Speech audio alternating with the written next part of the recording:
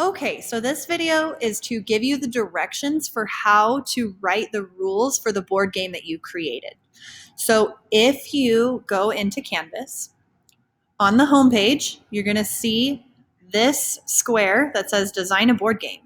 When you click on that, it's going to take you to an overview of the entire board game unit and all of the assignments that are due within it. If the homepage doesn't load for you, you can also find it listed under assignments. So you're going to click on board game rules. And after I'm done recording this video, I'm going to insert this video into the board game rules so that you can view it. Here I have an example of a nice and organized rules for this game called Home Alone. Now notice here where it says Home Alone, there's a logo. Basically, all games have a logo. So eventually, you guys are going to use a computer to design the logo for your game. So here, as you can see, the rules have different categories like equipment, object, preparation, the play. So this is very similar to what your rules should look like. They should be nice and organized. So if you click here to see what needs to be included in your rules, I have a list of things that will help you organize your rules together. So as far as what font you use, what color, how you design your rules to look, that's up to you, as long as it looks nice and organized. You definitely want to have a title, that's for sure. You want to have a title at the top of your rules. And then, as you'll see, there's different headings like general administrative details, and you can include that on your doc. You should type your rules in a doc.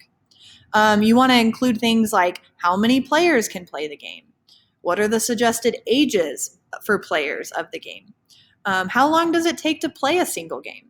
And you may not know the answer to that yet until you actually get to play a sample of your game once you have some things built. So maybe you could type in your game rules something like how long it takes to play the game, and then you leave that place blank for once you know the answer to that question. Then you can have a section in your rules for the introduction. This is where you need to write a background story for your game. This will be dependent on the theme of your game. So what can you say that will draw the players into the game world? So you need to create some kind of story that will draw players into your game and make them want to play it. Then you want to do a summary of the game system and objectives. So how is the game played? What's the object of the game? The objective of the game is like, what do the players want to do?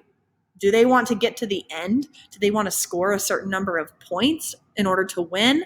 Do they want to try to steal points from other players? What is the objective of the game? Next, you want components of the game. So that would be like the equipment that's in your game. So what is it that they need to know? Like, do you have challenge cards and bonus cards? You need to explain what the difference is between those two things. Do you have game pieces? And what do they represent? So are there tokens, things like that? So you have to explain like what is all inside your game. You also need to explain how to set up your game at the very beginning. How do you decide who goes first? Things like that. So when we're setting up the game, where do the cards go? Where do the pieces go?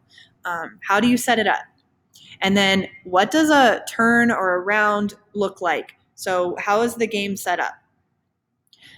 You also need to include specific game structure.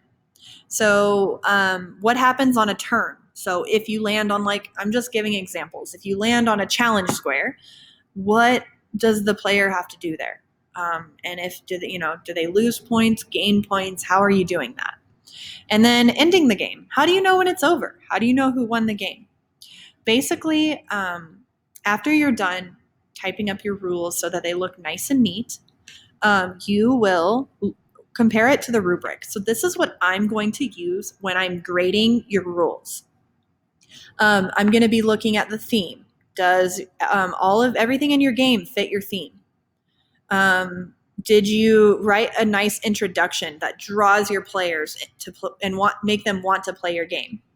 Are the rules easily understood? Can the average person follow the rules without the game creator verbally explaining. So does somebody have to go to you to ask about the game? It should be all included in the rules. So they should not have to come talk to you in order to figure out how to play your game.